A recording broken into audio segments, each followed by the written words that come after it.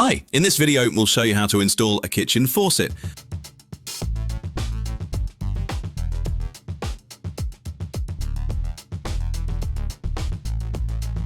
Once we've unpacked the faucet, the first step is to slightly twist the flexible hoses clockwise.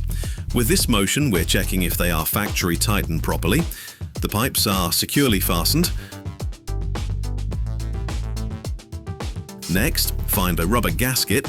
This will make contact with the sink surface. This faucet has an extra metal ring that goes between the rubber gasket and goes between the faucet and the rubber gasket. But most commonly, there's a nut inside the base of the faucet where this gasket fits.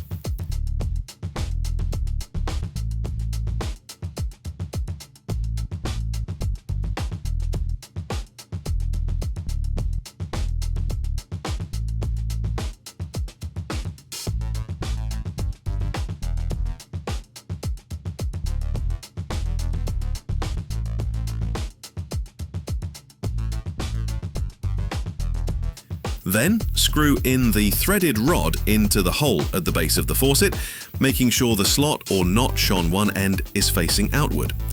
This slot might be a regular flathead notch, but it's not uncommon to see Phillips, Allen or Torx versions either. The important thing is to use the correct tool to tighten the rod properly.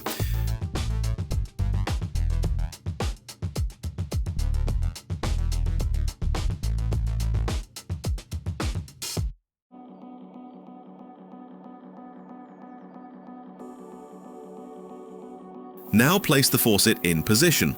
This step usually requires two people. One person holds it from above while the other secures it from below. The one holding it should make sure the faucet is properly aligned. In this case, the lever is facing right. There's a small hole on the body of the faucet. It should always face the wall. That hole is the easiest way to determine which side is the back. From below, the C-shaped rubber washer touches the sink. Then comes the C-shaped metal bracket, and finally the nut. This sequence applies to granite and porcelain sinks and also to faucets mounted through countertops. These setups hold the faucet rigidly, but in stainless steel sinks, the wall is too thin to hold the faucet firmly on its own. Between the C-shaped rubber and the metal bracket, place the triangular plastic piece. This helps keep the faucet rigid. The smooth side faces the sink, the ridged side faces down.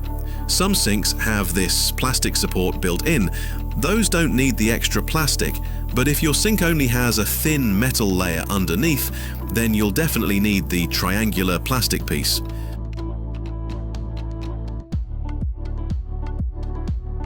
Back to the nut. Tighten it with a basin wrench. Once it's tightened, the person holding the faucet is no longer needed.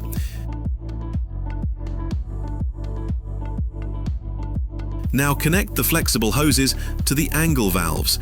Those are the little water shutoff taps. These let you turn off the water supply before the faucet.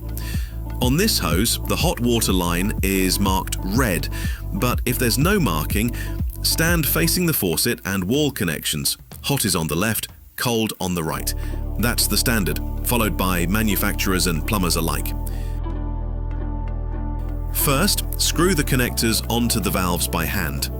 Hold the hose vertically with one hand and use the other to screw on the connector. The connector looks like a nut, just twist it on gently by hand.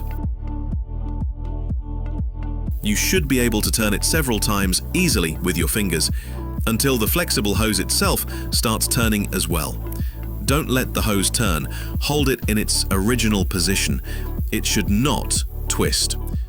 If you did it wrong, the nut will stop turning, but the hose will still rotate. If that happens, start over, but never continue using tools in this case. The nut should grip the hose tightly and keep it fixed in place. If the nut won't turn, but the hose does, it's cross-threaded. That won't cause damage if you've only used your hands so far, but using tools on a misaligned thread can ruin the parts. Only when you're sure it's threaded correctly and hand tightened fully should you continue with a wrench or pliers. But be gentle with the tools. A wrench and pliers this size can tighten very firmly. But these are pipes and their walls are thin. Pliers can easily crush the pipe or break the connector thread if over-tightened, so don't be fooled by the size of the tool. Tighten it gently based on feel. It's hard to demonstrate in a video, but you'll feel it as the rubber washer compresses and then, inversa is suction, when it gets harder to tighten, stop. If it drips, you can tighten a bit more, but if you over-tightened it before, it may still leak. In that case, it will keep dripping no matter what. On the cold side, you'll see a combined angle valve. Connect the faucet to the top outlet. The lower outlet goes to the dishwasher, so you get two connections from one valve. Now, turn on the water supply. This one is for hot water, this one for cold, and the bottom one, he's gonna feezer, is cold water for the dishwasher. If everything's fine, there shouldn't be any leaks. Don't forget to install the drain as well. You'll find videos on our channel about drain installation and cutting the hole for the faucet.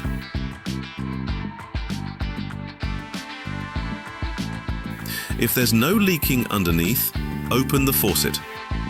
At first, only air will come out because aloe. That's what was inside during installation. Don't be alarmed by the sputtering sound. It's totally normal at first. You might see rusty or brown water. Don't worry, let it run for a bit. It will clear up quickly. We hope this video was helpful. If you liked it, please give us a thumbs up. And if you're buying a kitchen, newly Ronkuiper videos tools, just want to see more videos like this, consider subscribing to our channel. Thanks for watching. Bye.